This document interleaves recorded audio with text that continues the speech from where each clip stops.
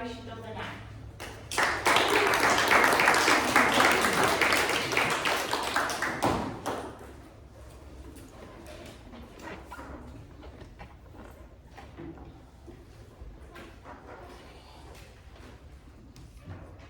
Good morning, everyone. Thank you, Madam Toastmaster, fellow Toastmasters, and guests.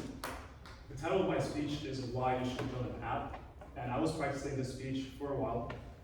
And last night I did something really intelligent. I looked at what the purpose of the speech was. And it turns out it was to explore your leadership style. So I had to completely change my speech. That being said, I did want to include some app development, so I will include, I promise you, in the speech about app development. So to figure out my leadership style, I went back to my DISC assessment. Have you guys heard of DISC assessment?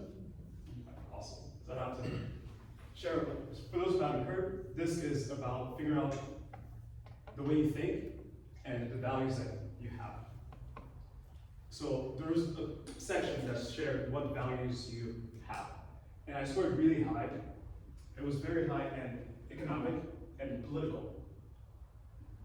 It wasn't, when I first saw this result, I wasn't flabbergasted. It made sense to me. That I really cared about money and power. And then I started to analyze myself as to why do I care about these things. And I realized it's really stemmed from childhood. As a child, I was always the smallest kid in my class. I was smaller than the girls, I was smaller than the boys. I had a very little voice. I didn't like speaking out. I didn't like sharing my opinions. So I always felt like I was a little turtle where everyone else was able to be themselves. I always had to be in the corner like this and just be quiet. I was raised in a culture that was also very authoritative. In school or at home, if you didn't do what you were supposed to do, you had physical punishment.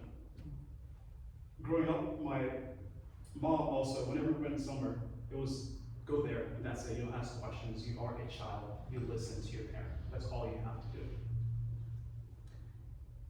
In elementary school, there was another time that I felt very insecure because a kid did something to me, either hit me or made fun of me, and my mom had to defend me. As a boy, it felt terrible to have your mother be the one that has to come protect you. And that, once again, made me feel small. I didn't get bigger, really, until maybe sophomore, junior year of high school. So even a freshman in high school, I was 5 feet tall. So I kept going. I was like, oh man, I'm physically small and everything small. And in 5th grade, there was a milestone in my life. I was watching a movie. And in the movie, you guys probably heard this quote, I'll share with you. In this country, you gotta make the money first.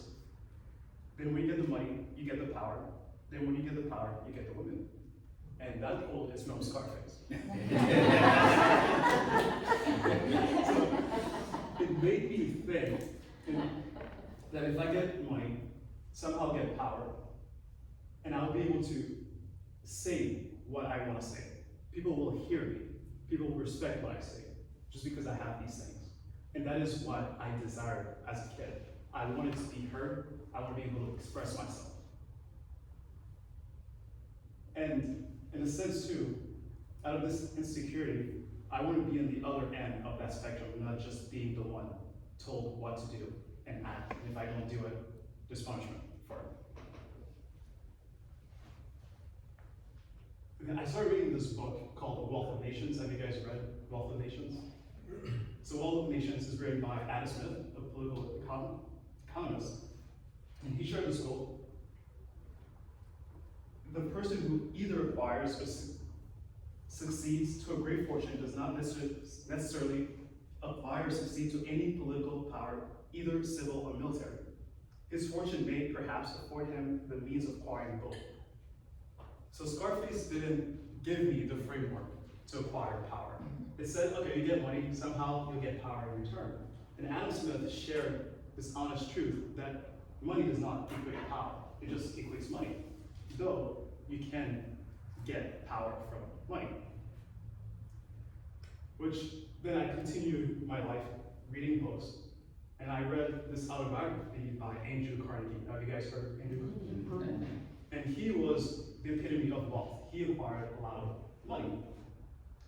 And in his autobiography, he mentioned that he was sitting at a table with world leaders.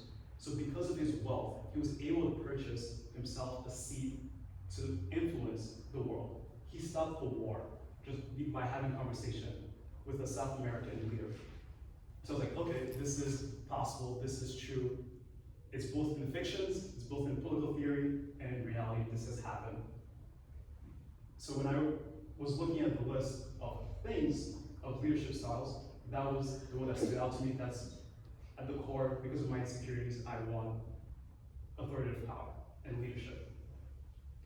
That being said, now, in the modern present, the way I lead is actually from Russell Brunson. He mentioned something about the attractive character. And he said there's multiple styles you can do. And mine is really the adventurer. So I go out into the dark, figure out how to do things, and then I share it with others. I learned how to sell, so I share with people who never sold how to sell. I learned how to build apps, so I do the same thing. I share with people how to build apps. I'm learning how to market, so I share with people the things I'm learning how to market. Because I do believe that all these things I've learned is because other people have shared what they've discovered in the dark, and that's the way I can provide value. Because I don't know when I'm gonna die. I could die today. At least if I die today, some people would have gotten some value from my life, from me seeking these things. Which has led me to actually build an app. So I told you